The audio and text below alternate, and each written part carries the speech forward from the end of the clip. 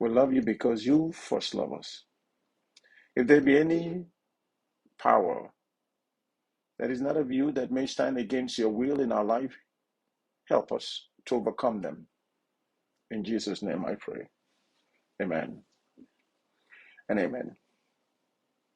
Again, I want to welcome you to Hour of Grace on Air. Today is January 17th, 2024. So 17 days ago, we were all saying Happy New Year. And we're still saying that to people that we have not seen since last year. So last Sunday, I was sharing with you about a letter of Paul when he says to us that just because something is lawful doesn't mean that it is beneficial. He warned us that we should not be put under things because they're lawful. And I shared with you that many of us have been put under this. We have been a slave of it because we think it's lawful. And Paul was right, because many have been put under sex and become a sex slave. Many have been put under gambling and known as a gambling slave. Many have been slave to so many things because they don't know how to stop. And they think because it's legal, so why not? Many are broke every day because of gambling, because they think it's legal. Of course it's legal, but they'll never stop gambling. They go from one lotto to another lotto looking for an emergency fund, and they never get one. And they ended up being broke because they thought they would win something there, which never happened. I want to lead you with a prayer that I've always cherished this prayer every time I go in that book of Proverbs chapter 30, verse 8. It's a prayer that actually has enlightened my mind in such a way that I will pray that your mind will be enlightened in these also. The writer of the book of Proverbs chapter 30 is not known, but there was a contributor towards that whose name is called Agur, A-G-U-R. In this humble prayer, he asked God, give me neither poverty nor riches, but give me only my daily bread. My God. You know, what is so scary about this is that you don't know the true identity of anyone until they're a little comfortable. That's when you know the true identity of who they are. Some people don't know how to maintain self-composure when they get to a position of success. They don't know how to compose themselves. And this is why it is easy when a man is the head of the house and is the breadwinner of the house. He can still compose himself. Many of us can compose ourselves in a way. But when a woman become the breadwinner of the family, some of them don't know how to maintain that and still be a wife. They don't know how to live under that and still be a wife. They'll be waiting for a little dispute between them and the man. And then they can tell the man where the man will go. They will show him a direction. But for man, not all men are able to also control themselves in that manner. But I've seen women who are breadwinner of families who talk to their husband anyhow, whose husband cannot even talk to them in the public because of their achievement, because they think, I'm the one doing this, I'm the one doing that. What do you think? Why do you think? Now, here is the joke. One comedian says something that it's funny, but it's a very logical, practical thing. He said, when a man is the breadwinner of the house, the woman complains, we don't spend time together. I only see you once in a while. You only come here when you want me, and I only see you, especially if it's a long distance. We only see once at certain time, once in certain time. And if the man loses his job and is home all the time, the same woman will complain. Or when are you going to get out? Oh my God, you're crowding me. You should go out and get something done. You're staying home too long. Exactly. But when a woman becomes the breadwinner of the family, it's difficult for them to stay humble. It is. That's just that's just the way and manner that human beings are. It's in all sexes. It's not only in women alone. But when some women get power, you'll be surprised how they will treat people under them. Now, the prayer of this man here, the writer here in this book of Proverbs chapter 30, creates a very broadened atmosphere of how we see ourselves. And what I love about this is what he said and how he placed this here. He wanted us to know how this is. He says in verse 7 of the book of Proverbs chapter 30, he said, two things have I required of thee, deny me them not before I die. Number one, remove far from me vanity and lies. Give me neither poverty nor riches. Feed me with food convenient for me. Now, you know why he asks that? He says this. He says, lest I be full and deny thee. Pride comes so easy when you have more than your heart could wish for. You talk to people anyhow if you're not careful.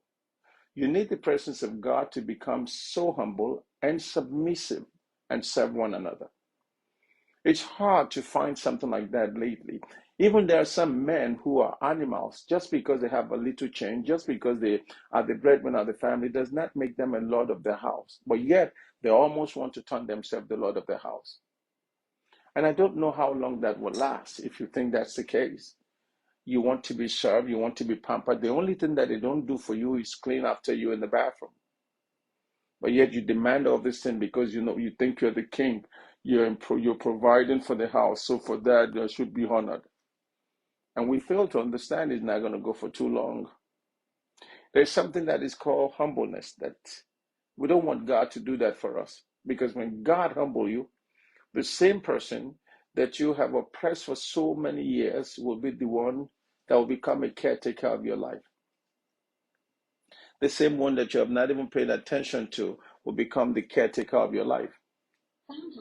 Because she will be the one, or he will be the one that will be there. So this man, the writer here says, lest I be full and deny thee, and say that who is the Lord? Do you know how that can be after you have? See, that's why today you see all these people who are rich and they don't mention God. They say the man upstairs. And while they were struggling, they call on the name of God so heavily. Oh, they will visit church and pray. But the moment they get a taste of what wealth is, they don't even pass that church anymore because they buy their house far out to outskirts of town. The people that they used to go to prayer meeting together that carry them or they carry together to the prayer line, they don't even know them anymore. They can't see them anymore. And that's how they insult God here. That's why the Bible says in verse 9, lest I be full and deny thee and say, who is the Lord? You know how they do that? They don't say that directly to God, but they say that to people around them. I don't have time for church. I'm very busy. You know that. Tell Pastor I'm busy. It's not like I don't want to come. He knows I'm busy. I can't leave this field by the business. I got 4 businesses. I gotta be there, man. I gotta fix this and I can't leave this. Because now they think they're up to the standard, and they insult God in that manner. But yet, and he says this, or least I be poor and steal and take the name of my God in vain. Every time I look at this, it makes me humble. It makes me want to serve with all humbleness. And remember that whatever a man have is given to him by God. And you know what is my fear? My mother used to say, what God gives can be taken. It's not yours. It's not yours. If you were given, it can be taken. And look at everything that we have. We were given. The prayer, he asked the Lord, he says, give me neither poverty nor riches, but give me only my daily bread. That's what that verse 8 of that chapter 30 of the book of Proverbs says. I need you to just give me a daily bread. The one that will sustain me for the day is all I need. My father used to say to every time he talks, he says, I never pray to be too rich. I just want to be comfortable. If I need it, I get it. If I want it, I look for it. I don't have to suffer to get anything that I want. He says that's what you call richness. I can take care of my family and the extended family. That's what you mean by give us this day our daily bread. There was never a time that the Bible says we should ask for give us these days because tomorrow is not a promise. I learned one Spanish word called mañana. There is never nothing like mañana. There's no mañana because there's never tomorrow. There is never tomorrow. You'll never have tomorrow because after tomorrow, there's tomorrow. So he said, give me neither poverty nor riches, but give me only my daily bread. As he prays again the extremes of abundance and want, the hearts of this co-author, August prayer, is to be content with the portion God provides. Are you contented with what God gives you? Are you? Because in most cases, we try to insult God. You know, God created so many. God created in so many ways that He defined us in such a very beautiful way. There has never been anything out of the creation of God that looked like human. But it is only human that want to redefine themselves and tell God, I don't like the way you created me. They want to add extra butt to the butt because the butt is flat. They want to add extra pound to the breast because the breast is flat. And they don't realize that this is just cosmetic. This is for sure. This is for sure. That in no time this will mean nothing when sickness hit that body. This will mean nothing when illness hit that body because then it will become useless. So what is the purpose of going through all that? Everyone that I've read this story that do some surgeries among the singers, among the celebrities, they still die, even with all their surgery. I mean, you look back, you will be convinced that even with all the surgery that they did, nose job, nose surgery, mouth surgery, all this lip surgery, they still die. One man, right? There's some of us that will die when we get to God. God will not be able to recognize us. I said, who are you? This is not the picture that I have here. How have you altered your face? And some people will make a tattoo. There was a man in England who turned himself into a dog, or some kind of an animal. He installed a horn here and another horn here, another one pierced his tongue, that he divided his tongue in two, that his tongue looks like this, and all of that. You just wonder what is going through the mind of people like this. That all these things that is just for show has no contribution to the success of our life in the presence of God. So the writer here knew, say, if I grow rich, I may deny you and say, who is the Lord? And if I'm too poor, I may still and thus insult God's holy name. With these words, Agur acknowledges weakness and dependence on God for strength to overcome temptation. He says, Lord, I can't do this by myself. I need you to stay with me. Listen, none of us can do anything without God. We cannot do anything without God. We are useless without God. And this is why you have to be very careful of friends that you choose. Because there are some friends who will be there when you are going through it. They love to comfort you when you're crying. Oh yeah, you will always see them when you're crying. You will always see them. But the moment you start laughing, they're not going to be there. They love to see you cry so they can show up. Only few will be there when you're laughing. Only few will rejoice with you when you show success. If they're not thinking of copying you, if they're not thinking of competing with you, they're thinking of something else to watch what you have done. So it's more better if the Lord shows you that to keep your achievement to yourself, because there's no how you will share that achievement that they will not think, why can't I do this? They want to copy you, mimic you, and one man says, the moment you become successful, you become a target. So there's some friends that will be there when you're crying, but they will not be there when you're laughing. They love to see you down, but they don't want to see you standing up. The writer of this book of Proverbs chapter 30 says, Lord, I don't want to be under this temptation of denying you when I don't have. And I don't want to be under this temptation of denying you or be boastful of my achievement as if I've done it for myself. When the book of Deuteronomy says that it is you that has given us power to get wealth. He says, for if I grow rich, I may deny you and say, who is the Lord? And if I'm too poor, I may steal and thus insult God's holy name. Now, with these words, I am believing that this writer and the co-writer, Ogo, acknowledge his weakness, or rather his weaknesses, and his dependence on God for strength to overcome temptation. He is acutely aware of his human tendency to forget God when life is too comfortable and blessed with abundance, or turn away from God and dishonor him when life is full of hardship. It is so true. When we don't have anything, we can easily turn against God. Well, if you're a good God, why would you do this? As a matter of fact, our mind then will be so tender that anybody can sway us. Do you know many of these celebrities have sold their soul to devil? They have sold their soul to devil just to be famous. Trust me, they have. And then at the end of the day of their life, you wonder what's going to happen though. After you become famous and you have all that, then what? What? When sickness that is beyond human curing comes, when illness is that has no remedy comes and take you, what do you do then? Where do you go then? But to the same God that you have ignored. Because they told them, if you don't be part of us, we cannot make you famous. You got to be part of us. When you are part of us, then we will give you all that you need and you become famous and we will put you out there. So they have recruited so many people in this manner. And these are the people here that needed to read this book of Proverbs chapter 30, verse 9.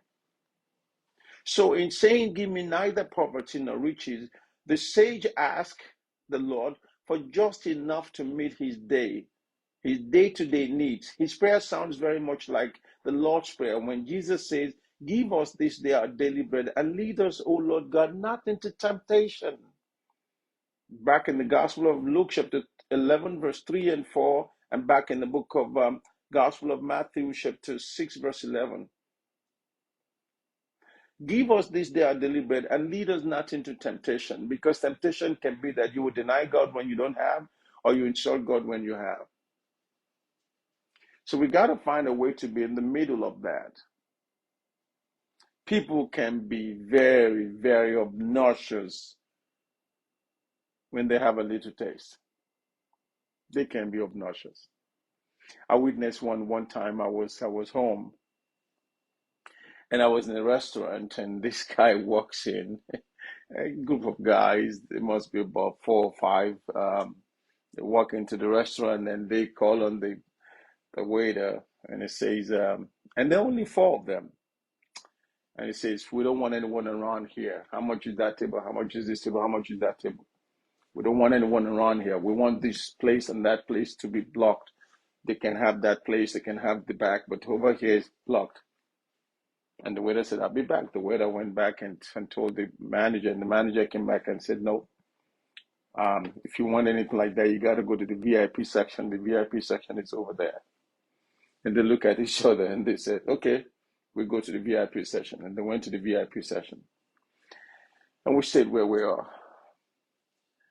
And they were loud. They were very loud. We eat what we're gonna eat and find my way out. And somehow I was receiving a call and I was in the car waiting outside with my driver. And I saw one of them that I looked at him. I said, this, and he stood far away. He looks at me and I looked at him, and he came to me and he gave me the respect of Africa. You know, he's frustrated and he said, how are you, sir? And I said, I was looking at your face. I said, oh, you're the big boy now. He said, no, sir, I'm not, though. He said, my friend. I said, oh, so where are you now? He said he's in Malaysia. He works in Malaysia, and two of his friend with his friend who also is in Malaysia, but the other two are in UK. Yes, and he called them. He said, remember my brother that I was telling you that because I knew this little man when he was young. And he said, remember, and he says to me, and he called them and I was talking to them and I said, nice guy, guys, you really pulled tonight. And they said, yeah. So I asked each of them, I said, you, what do you do? Where do you live? He said, I live in UK, sir. I said, what do you do? He said, he does security. The other one do security. Two do security. And this one here says that he sweeps in the school. The one in Malaysia said he sweeps in the school. Mm. The other one say he's a student. And I said, oh, nice. I said, at least you're doing something. So I asked him, I said, so what investment do you have here in Nigeria, your country? What do you have? I mean, I was just asking. I was curious because I don't know. You can learn from you can learn a lot from these younger ones. You can learn a lot from these younger ones. What the writer of this book of Proverbs is telling us is affecting every one of us. The temptation to be full of ourselves and be prideful, and the temptation to be insecure and think that God has forgotten you. That's when you steal and you bring shame to the name of God. And the temptation of pride is when you think it's the power that has gotten you this. You insult God. And then you say there is no time for God. So we are one here. He says, give me neither poverty nor riches. The sage asked the Lord for just enough to meet these day-to-day needs. Where is your humbleness when you have? And where is your patience when you don't have? It goes together. Where is your humbleness when you have? Now you have it. It's right there. Where is your humbleness? And where is your patience when you are struggling and you don't have? Have you lost your patience? Have you lost your humbleness? At the end of my discussion with these four young men, all of them just cried. I said, so how much did you spend there, four of you? Okay, to sit where they sit alone will cost them, in dollars, will be about $500 to sit there alone. And the order of their food will be double. So right there, they spend almost about $3,000. You heard me. And where they live in a rented apartment. The two other friends from UK live together. They share a room. I said, you will work so hard over there in cold and winter, and you come here and you blow the money. I said, you're ordering the waiter, you're ordering him to come, and while he's doing his job, I hope he's wise as you. And they turn their face down. And the one says, I wish I'd known this. Why don't you tell us before we do it? I said, no, you make up your mind before you come. Yeah, they come to show off. And mind you, while they were doing this, the camera was on, and they're talking trash in the camera. Look at us. We are here, and this is the place. Are you like that? Are you like the one that would taste a little power, and then everyone around you become critical? Or are you the type that don't have, and yet you're not sure of yourself anymore? You let this insecurity get you. Who are you? Because the reality of that is we fall into these two categories. Either you're the one that is full of pride, or you're the one that has this insecurity in you. The only person in the middle is the one that is humble. And the percentage is so small compared to the percentage of these two ones here, particularly the one of the pride. We're so full of ourselves, ladies and gentlemen, that we ever don't remember that all that we have comes from God. And yet the Bible reminds us in the book of Deuteronomy that it is he that had given thee power to get wealth, power to get wealth, power to become everything that you became. If that power of God is reduced or taken out of your life, you are done. I'm done. He's divine, we're the branches. We can't do nothing without him. So the prayer here is so straightforward, ladies and gentlemen, that I don't want to be under temptation, because if I'm under temptation, then I will be filled with pride, because I would think it is my power that has gotten me what I got. So I will not have time for God. I will tell God that I can't come to service today. Look, I don't have time for that. Look, Kisaka, tell Pastor I'll meet him. I have a flight to catch at 10 o'clock and the service starts at 9. I can make it, but here is my envelope. No, God does not need your money. He needs you. Because what you fail to do, if you stop to give that money, somebody else will come and give it. Somebody has been given before you come. Have you realized that everything in life is season? There's a proverb in my country that says, one person cannot spend everything that is in this world by himself and finish it. Ọba mẹ́wàá, ìgbà mẹ́wàá. 10 king, 10 season. 10 king, 10 season. So what I'm trying to say there is that season of your popularity comes, another one will go. Look around you, you will see. Democrat is on now. Republican is coming next. Republican will go, Democrat will come next. One chief police officer will be installed, another one will be taken away. The season is it's 4 years for the president, 8 years the most. That's the season. And then after that season, you are ordinary citizen now. Have you forgotten that? Warren Buffett was not the first millionaire of this country. There have been several of them. Bill Gates was not the first. There have been several of them. Their season will end, and they will soon be forgotten. Another millionaire will come up. That season will end. What you do with that season is what matters. Listen to me. There's something God is saying to us. And I think we should be praying that prayer. Give us our daily bread and lead us not into temptation. Be patient and don't be prideful about what you have. Those are the temptation. The temptation of becoming so prideful and be haughty or high-minded that you think you are so this. We can be like that even with our beauty. I've seen women who think they're beautiful and they walk like a bird on the road. And I've seen men who think that they're good looking and they walk like an elephant on the road. I've seen things of different kind that at the end of the day, you just look at them and you go, Jesus of Nazareth. How are you going to handle success and how are you going to handle failure? You handle success with humbleness. You handle failure with patience. For God is not a man that will lie. Here I will stop. And I'll take it over this evening again as I continue this with you. But let me remind you this,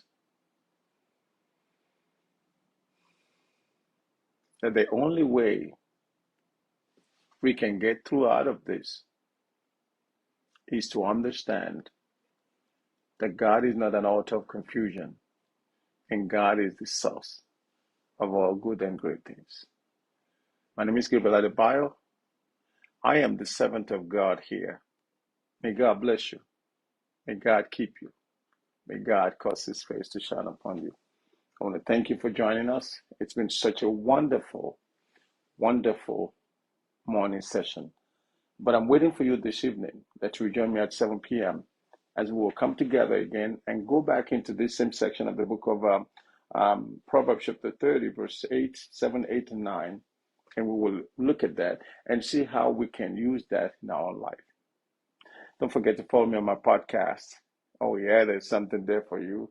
And of course, our TikTok and our YouTube channel is also available. I'd like you to subscribe also. Thank you so very much and enjoy your day. Please be warm because the weather is a little Cold. God bless you.